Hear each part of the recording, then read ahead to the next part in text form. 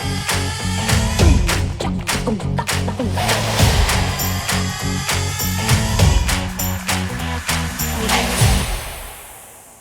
there, I'm Daron Sutton, and we are thrilled that Perfect Game TV is launched. We're thrilled to bring you brand new programming each and every week, rankings, behind-the-scenes stories of athletes, how they prepare to play the game they love. But we also understand that these times are very different, and all of you athletes are not out. As a matter of fact, you're home. We're calling this segment Safe at Home until you can get back out there on the field. One such athlete is Royce Lewis. You may remember Royce as a Perfect Game All-American. Shortly thereafter, the Minnesota Twins' #1 pick. Just this past fall, the Arizona Fall League's most valuable player, MLB Pipeline, calls Royce Lewis the #1 prospect in the Minnesota Twins organization. We catch up with Royce from his temporary home in Texas and check in.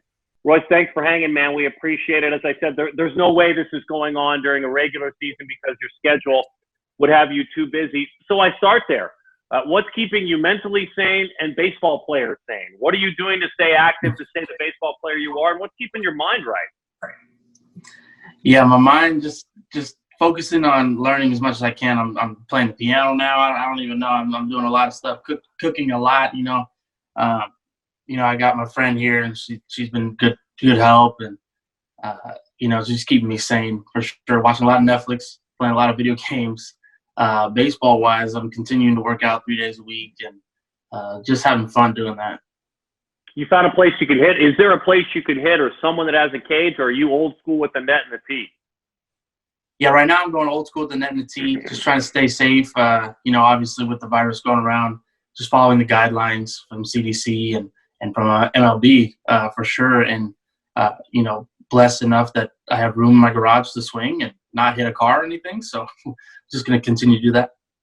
All right, so let's break it open because the young athletes are going to watch this and listen to this. Give me 1 or 2 drills besides just general hitting and general swinging. Give me 1 or 2 drills where I could even hop out if I'm a young aspiring player that Royce Lewis has been doing using his tee in his garage.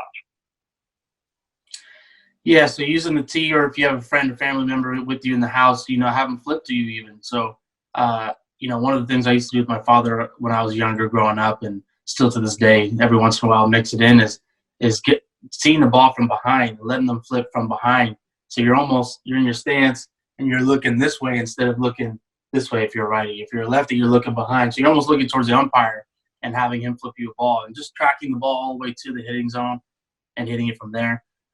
Continuing your same swing. That's a good drill to do. Keep your hand-eye going and, just letting the ball get deep. What's the secret to hanging on to and keeping a leg kick? Because you have such an effective one in your approach. And I watched you do it in the Fall League. We were together a lot in the Fall League watching you and handling the media there. But the big secret for those hitters out there that want to hang on to a leg kick because it's one of your secrets to success, what are some of the tips? Just be you. At the end of the day, I feel like I started to tinker and listen to a lot of outside people in hitting that, they may have done really well without a leg kick. So I thought they would do, a good job for me, helping me out, and I would listen. But just being yourself at the end of the day, and that's what I was in the Fall League there was just, I've always done this leg kick since high school. It felt more comfortable to me, and I had a lot of fun doing it. And, back in the day when I first started it, I felt like Hanley Ramirez or maybe even Manny Ramirez, and those are fun to watch, and it was just really fun to do. And I thought it generated power back in the day. I now know it doesn't. I could do a toe tap and still hit the same amount of power, but at the same time, it's just fun and free, and that's where I'm at my best. Staying athletic, staying fun, staying free, and being true to your swing. What was that Fall League experience like? I mean, you were one of the youngest guys out there. But yeah, you were the MVP. You had a ton of success. What was that experience like for you to go play against guys that good and with guys that good and succeed? What did that do for your mind as well? Mentally, I mean, it fills you up with a lot of confidence, right? For sure. Going into spring, I was just excited to be playing in some of these big leaguers and in big league camp and continuing to learn from those guys with going in with all this confidence as well. And playing in the games and getting that opportunity was a lot of fun, and just continuing that success. Obviously for me, the season wasn't exactly what I wanted, trying to battle through some injuries here and there, but Once I got healthy and started out in AA and started getting going and getting my mind right, uh, for me, that was just a confidence builder. And I just went out there and played as hard as I could and competed with all my friends and buddies that I played with since Perfect Game back in the day. All right, so let's go back to the back in the day with those perfect game memories, and specifically, let's say the All-American Classic and the days you spent in San Diego playing on national TV, which you're going to be doing a lot very soon. But what was that experience like? Since we have you here and you have a chance to look back on high school and PG, what was the All-American Classic like? It was like an unreal experience, especially being in high school, not playing on TV before, maybe other than your local news channel. But it was just something special to play with all the best players in the country, and having fun and getting to meet them. And that's where you start, these long-lasting relationships with your buddies. That's where I first met Joe Adele, Quentin Holmes, Hunter Green, and all these players. And getting to know them on a personal experience off field and then playing against them, it just makes the game that much more fun, and it makes life that much more fun at the same time. Did you really not know, and you're always honest, but it seems so amazing. Did you really not know that you were, until your name was called the #1 overall pick, did it really, like, your name is said and then you knew? Is that the truth? Yeah, that's the God honest truth. That I literally, my cousin came up to me and was like, well, when are you going to eat? Because my grandma said, we're not going to eat until you get picked because we're going to watch all your friends and everyone get picked. And I was like, yeah, I want to watch. I'm excited. So my cousin's like, hey, when do you think we're going to eat? I said, they're saying maybe top 10. I have no idea. Hopefully sometime today. That's what I told them. And lucky enough, 5 minutes later, we were able to start eating. So, it's just a surreal experience. And, Scotty B and the whole Boris Corp out there really helped me out throughout the whole entire process. And, for me, not being able to 2 months, 3 months before, not even thinking about first overall, not even thinking about first round, really. It wasn't really until the middle towards the end of my senior season where I thought, shoot, first round. Like, I just started hearing my name, possible first round. And I was still really committed to college and committed to just being a student athlete at the time. And then all of a sudden, it's top 10. And then literally the day of potential first overall.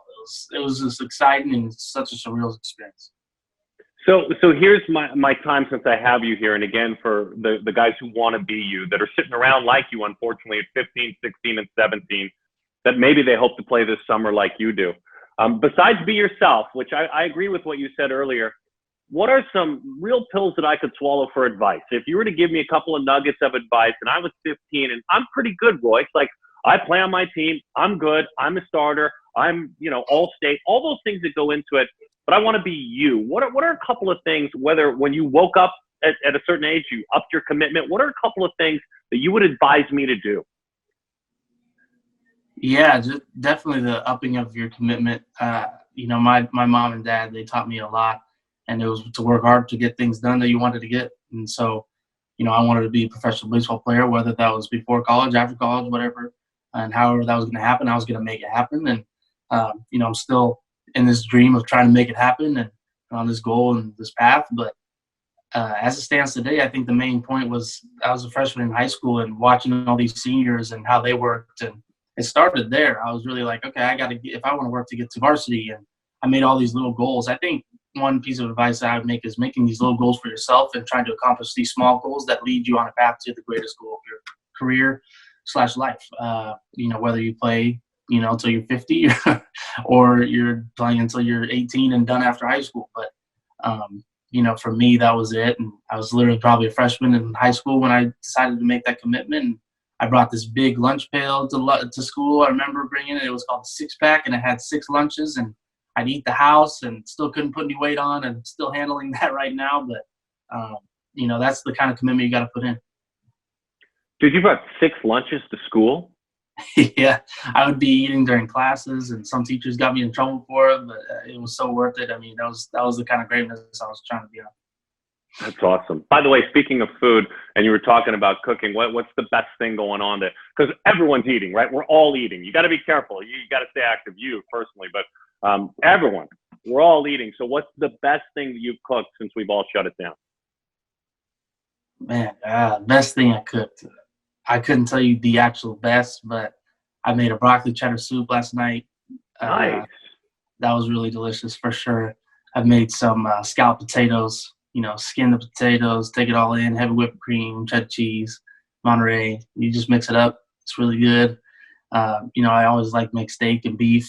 I've made a Juicy Lucy before, which is a burger with cheese melted inside of it. And then, the basic fried rice, just chicken and rice with some veggies. I'm really been eating actually way healthier than normal. If I'm in season right now, I'm probably eating a bunch of Chick-fil-A. But now that I'm home, I'm able to cook and eat a lot healthier. Very, very good stuff. Real quick before we let you log off, what was this spring like? Because we've talked to other guys who came through the youth ranks who have gone to big league spring training, like Nolan Gorman's an example with St. Louis. You were in big league camp, not only in big league camp, but succeeding in major league games this spring training before it shut down. Give me a few things as you look back that you take with you from that experience. Yeah, I mean, being able to face guys like Hyun-Jin Ryu and Zach Wheeler and guys that really got, top-of-the-line pitchers, and they really got paid this offseason. So it's like, okay, well, they're some of the best of the best. To know and have that confidence going in. And like I said, going from the fall league and taking that confidence into the spring and into the season, or whatever's left of, hopefully we have a little bit of it, would have been just me going up there with all this confidence and knowing that I could play this game and to stop being in my head and just go out there and have fun and getting more confidence by seeing those pitchers and saying, oh, I can actually see those pitches. It's not like it's unhittable, because sometimes it does look like that and sometimes it definitely is. But, I'm not saying it's an easy game, but when you have a lot of confidence and you trust in yourself and have a lot of fun doing it, makes the game a lot more fun and a lot easier. Just here to report, by the way, for those that are watching this, 25 plate appearances, a double, 2 homers, a 480 slug. It's not completely unhittable. You give a lot of people a lot of confidence that maybe when they dream someday they can get there. Hey, by the way, tell your parents I said hello. Tell Cindy and William I said hello, and thanks for hanging with us, man. People are going to love to hear what you have to say. This is cool. Thank you, man. No, I appreciate it. Thanks, Daron. All right, peace.